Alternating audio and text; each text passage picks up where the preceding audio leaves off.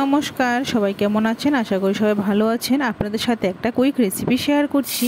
তো এখানে আমি কড়াইতে দিয়ে দিলাম শুকনো লঙ্কা, জিরে ফোড়ন, আর দিয়ে দিচ্ছি সিদ্ধ করা আলু, দিয়ে দিলাম নুন, জিরে ধনে গুঁড়ো, হলুদ আর আমচুর পাউডার দিয়ে আলুটাকে জাস্ট মেখে রেডি করে নিলাম।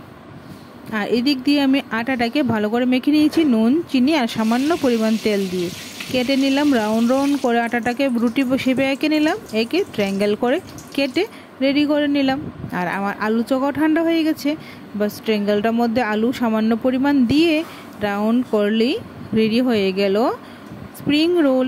তো এটা হচ্ছে পটেটো স্প্রিং রোল, অপূর্ব সুন্দর হয় খেতে। আর এটাকে আমি এখন লো স্টিমে ফ্রাই করব। আর আস্তে আস্তে ফ্রাইটা করলেই ভালো হবে, কারণ কি ভিতরটা না হলে কাঁচা থেকে যাবে, সেই জন্য। তো আমি আজকে করছি রোহানের স্কুলে টিফিন দেব, সেই জন্য আপনারা অবশ্যই এরকম করে ঘরে বানিয়ে এনজয় করুন। আর যদি ভিডিওটা ভালো লাগে একটা লাইক দিয়ে দেবেন, আর আমার পেজটাকে একটু ফলো করে আমাকে একটু সাপোর্ট করবেন। তো সবাই খুব ভালো থাকবেন, দেখা হচ্ছে অন্য ভিডিও।